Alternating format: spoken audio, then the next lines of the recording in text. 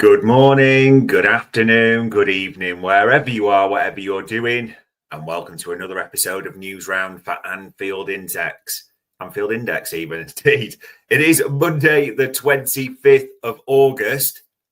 Finally, it feels like an eternity to get to this bit, doesn't it? It feels like all the other clubs have been having their fun, and since the Bournemouth game, we've just have to wait forever, whilst because of who we're tracking in the transfer market, nothing much has been developing. So it is an exciting Monday because normally it's not the most exciting start to the week.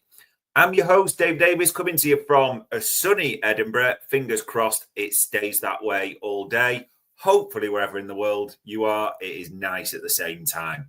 But let's get into it. What are the latest Liverpool stories? What are the latest headlines doing the rounds? It actually looked, I'll be honest, at one stage, like it could be quite a quiet day, but things happened late Sunday, so we'll talk about those. But this morning, God, I love the graphics. The Liverpool team do a cracking job there, don't they?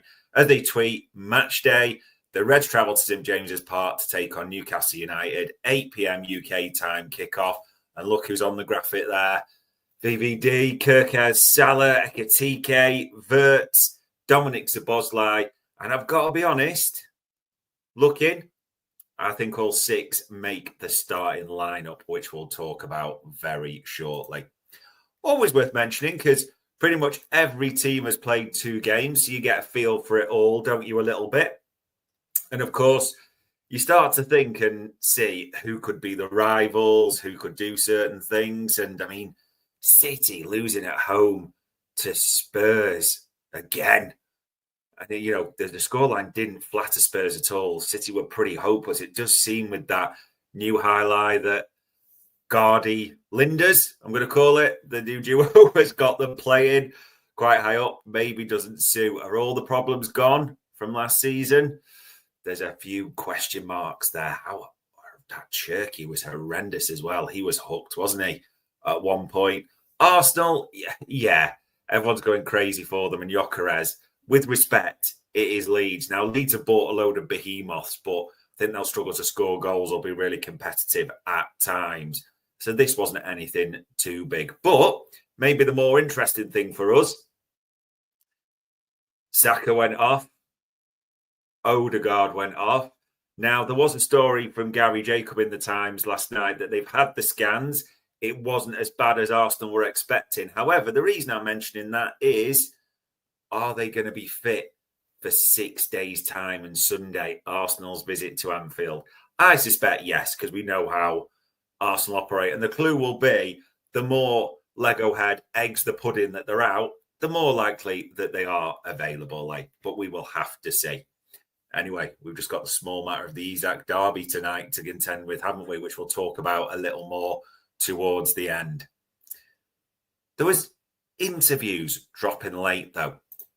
And one of the big ones was Florian Wirtz speaking to Kicker in his homeland, answering questions on a raft of things, such as why he picked Liverpool over other clubs, how Arne Slot convinced him, his role in the national team, you know, going outside his comfort zone. Really, I've actually read it with the translator on, of course, but brilliant article, to be honest, just because I wanted to hear what he said. And the one thing that strikes me is this is a guy, a young guy, that really has, for me, an elite mentality and wants to push himself, go outside his comfort zone. And anyone who was getting carried away in the negative sense after the first game against Bournemouth honestly needs to give the head a wobble. But what did he say in this interview with Kicker translated? Well, the first thing he said, or the first quote is worth mentioning, is the discussions with Arne, as in Slot, were very, very good from the beginning. He won me over from the very first meeting. He gave me clear ideas and a clear vision of how he could and wanted to use me in his team. In terms of recruitment now, Arne Slot's a key cog. We used to talk about, and it's all famous historically, isn't it? The trips to Blackpool to meet Jurgen Klopp, the FaceTimes, the donkey, all that stuff that went on. Florian Wirtz is not the only player this summer that has referenced Arne Slot and that pull, but that He won me over from the very first meeting. And this is when we're going up against other huge clubs for recruitment. I think, you've just got to be clear that that is well on the table now, that if we can get Arne Slot in front of a player, probably spoken to Isak, as I'm sure we'll know, but if you can, it seems to work rather well, doesn't it? Yeah? Arne Slot's got that pull now. Make no mistake about it. And the second quote, which is interesting, second one we've sort of put up on Anfield Index. This, as in back to this part about first meeting and his tactics, combined with the structure of the team, convinced me. He saw me in the number 10 position where I play best. I was brought in for that position because they trusted me to make the team better. I'm trying to live up to that as best I can. Interesting, isn't it? Because when he first came in, or when he was about to come in, I remember the Up Boys did the bit about how he could be the false nine element. I talked and others talked about maybe, left wing coming inside, and obviously in playing it in the Coutinho sense, because so Kirkes could be the road runner bombing on. But it is interesting that, pretty clear here that he's had that conversation. Now, Arne Slot has said in previous interviews that he could also play on the left. He's been, clear on that. But it is interesting, this 10 role. And I get that might be the strongest where he can make things tick the most. But if that's the case, if Florian Wirtz does play the 10 and you're moving Dominic Szoboszlai out that role, to consider him an 8 option, the team does gain something in the sense of, of course, Wirtz's ability to pick a pass, an elite attacker, but it does lose something in the pressing sense. And that isn't saying that Wirtz is a bad presser. His stats are excellent there, but Szoboszlai is just another level in the way he played the role. Yes, not as creative, but you have to remember what we're losing a bit. And I actually think that was a key part of our success last season. Dominic Szoboszlai is naturally a key part. And almost, I think you've seen it pre-season, and even going back to the Brighton game last season, the Community Shield, Bournemouth, the evidence that we've got, he's still adjusting to that role a little bit, Dominic Szoboszlai. And as an 8, you can't just sort of go all the time, press. Sometimes you've got to almost mark the space or sort of sense the danger, as it were. And I think you saw with the goals, and I'm not blaming Dominic Szoboszlai for either of these, don't get me wrong, but there's still that adjustment. I think, in essence, for Florian Wirtz to play 10, the team is still adjusting to him a little bit. One thing that I don't like, and I'd like to see less of as well, Florian Wirtz is an elite attacker. We all know that. Absolutely elite. We were ecstatic when he was bought. I still think he will be Player of the Year. But he's coming too deep. You saw it in the Community Shield. You saw it in occasions against Bournemouth. He's picking up that ball almost off the centre halves. He's the first one where you're thinking, hold on, there's 2 in a double pivot there. They should be doing that job. And it will be interesting to see now. Grabs back, but I'm hoping as we start to evolve, and it will take a bit of time, that we'll start to see Florian Wirtz picking up the ball in the danger areas. That is what we want. But if you don't want to read the full interview, the translation, it is a brilliant one. I would say that. However, it wasn't the interview that got everyone, shall we say, because late last night, Joyce decided to drop his, didn't he? And look at that for a strapline. Arne Slot, I'm happy with attacking options, even without Alexander Isak. Now, it's important to remember, Paul Joyce does not control the editorial headlines at the Times. That is not his role. That is not his job. That is a headline, of course, that will make people go like, what? I think we all know this. I think without Alexander Isak, we are desperately short. And it is just important to preface this with Arne Slot has said in an interview about a week or so ago, give or take that, we do need more attackers in the lineup. I think this covers the base, doesn't it? Just in case it doesn't happen. But before everyone's thinking, hold on, what is going on? Let's have a bit of a read of some of the key lines. And what did Arne Slot say? Because naturally it's around Alexander Isak, who we know will not be playing tonight. And on Isak, we know we're going to have to wait till Tuesday at the earliest if this is going to develop. And I mean, there's a week left in the window. A week today, 7 p.m. it's shut. So time is ticking. And it gives a bit of a backdrop, but it's the Arne Slot quotes I wanted to give you. So he was asked, as it says here, if we're short of attacking depth. It depends how you want to look at it. If you add Florian Wirtz as an attacking option, then you can make it 5. So yeah, we've sold Darwin and brought in Hugo. Lucho has gone. You can maybe see Florian as a replacement for that. And yes, we all know what happened to Diogo. If you look at it like this, maybe we haven't got enough, but Jeremy Frimpong, when he is fit, is definitely an option to play as a winger as well. So then we end up with 6 forwards. And then it says, asked to clarify if he was content with his options, because rightly, a journalist, whoever's in that embargo, was pushed. I think I've said it already. We have 6 players who can play in 3 positions. That's the answer. Yeah, I'm happy. So, I mean, a million things on that, but let's get started. So, Salah, Gakpo, Ekitike, Chiesa, they are the 4 senior options at the moment. Bearing in mind, Chiesa played sod all minutes practically last season. But Arne Slot in this, when Bargo is suggesting that Florian Wirtz could move to the left, could be considered an option, and Jeremy Frimpong could be pushed higher. Couple of things with that already that are like, what are you thinking? No. Florian Wirtz has just done the interview with Kicker where he's talked about Arne Slot's bought me to be a 10. So maybe on occasions, he could move towards the left. But if you think what was successful last season, because I mean, Arne Slot saying, that's because he has Florian's a replacement for Lucho. No. Luis Diaz played over 3,300 minutes, more than Cody Gakpo. And it was that alternate, wasn't it, in the left role, the left wing role, left forward role, if you want to call it that made us so successful. It was almost like a Diaz and a Gakpo combined gave us a Mane in that sense. So if he's a 10, he's not really going to be doing those minutes. So I don't buy that line about Lucho's gone. You can see Florian is a replacement for that for 1 single second. Also, Jeremy Frimpong, well, he's got his first injury. Fingers crossed. He's back after the international break. We know he's not going to be back any time before that. And I think maybe there's a wing option you saw him to cover when Mo was at AFCON, which is a maximum of 6 games, unless someone's going to correct me if I'm wrong in the chat panel. So there's that as well at the same time.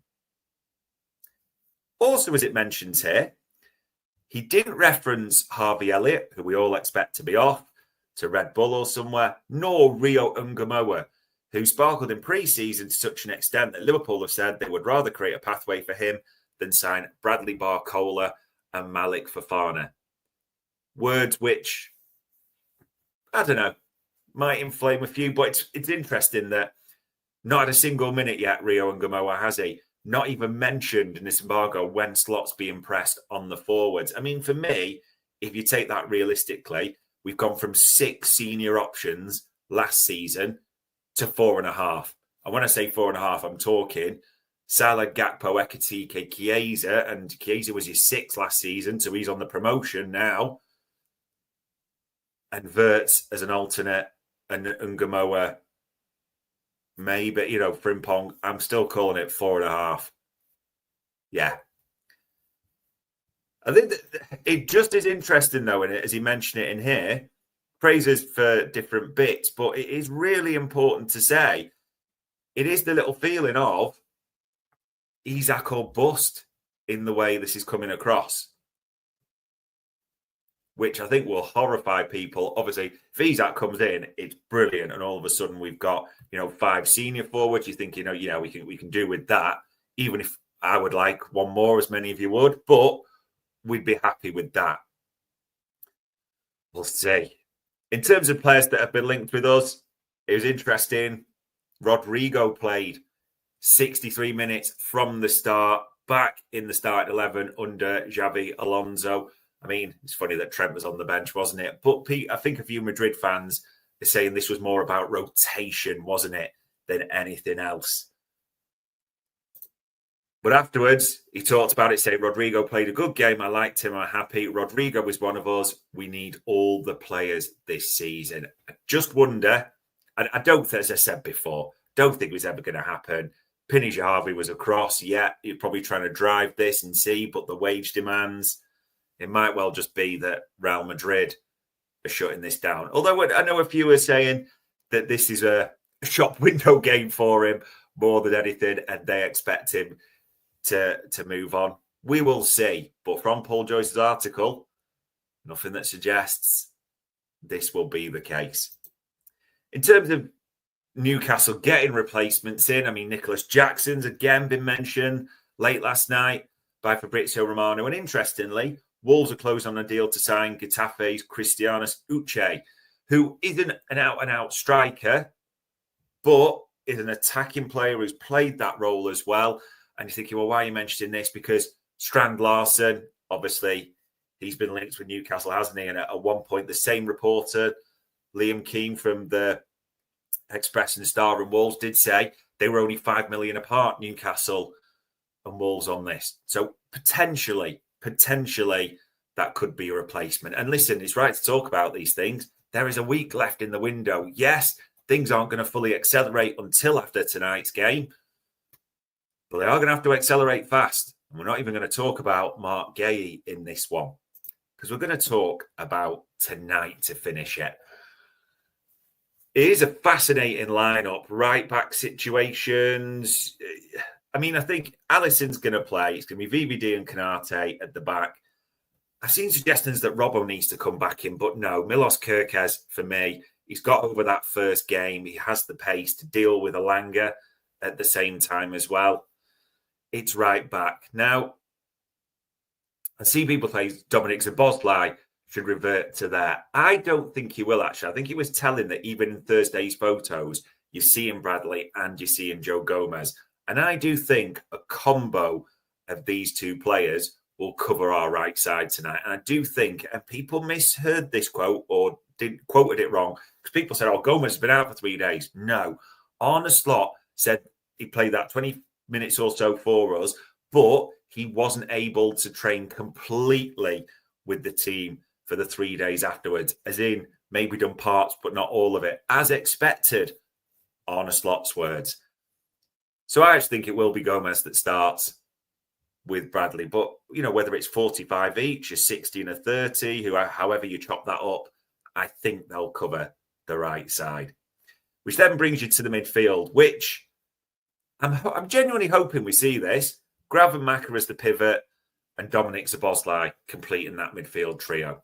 We know Newcastle's best threat. God, the Geordies are making out like it's going to be a war tonight, aren't they? And kicking and all this. But you play those midfield three to combat that and be the better players, because Lex McAllister is the best midfielder in the Premier League. You're using Grav because we do need him back in the team. I think we saw a little bit why against Bournemouth. And then Zob's just running power recoveries are just going to be so important in this one as well. And then on the left, I would like to see Florian Wirtz, genuinely. I do want to see Gakpo relegated to the bench for this one. I'm not convinced it will happen. But Wirtz, like Coutinho, coming off the left and almost creating, as we'd say, that box midfield at times as well, really putting the numbers in there. And also, it would just free him up a little bit if he's got the three behind him or the three doing more, go and be deadly in the right areas. That's how I would see it personally. And then, of course, that leaves you two. One's going to be Mo Salah on the right, and you can't drop and inform Hugo Ekitike, who got a goal and assist on his debut, got a goal in the Community Shield, looks deadly with that pace and combativeness, doesn't it? And Bird and Shaw are massive in the air, of course they are, or Botman, but if Ekitike, they will be scared about him on the turn, the pace, so that will just drop them a little bit as well. That would be genuinely my starting lineup for this one. I do get the feeling it will be Gakpo, even though I don't want it, because I think then you've got Gakpo, Chiesa from the bench if you need to change it as well. Curtis Jones as well as an option for midfield legs. Yeah, that would be how I would do it. We'll have to see. It's all about a game, isn't it? Predictions for this one, I still can't get 2-2 out my head. This will be a tough one under the lights just because of the atmosphere, the Isak situation, everything that's happening. A win is an absolutely brilliant result. Not that we aren't capable by any means, but the circumstances feed into this one. We will see what happens. 8 p.m. tonight. And if you think you've got the build-up to the show, she'll have the pre-match lead-up, whether Jack or Lewis will be doing that. You'll have after the match, you'll have gags, you'll have the Raw Boys doing it. So plenty of content throughout the week as well. Of course, because it's the last week of the window, we'll have Media Matters on Tuesday with David Lynch as well. We have got you covered. Fingers crossed, the Reds do the business tonight, eh? But there we go. Monday, the 25th of August, 8 p.m. tonight, Newcastle away. We're all focused on that.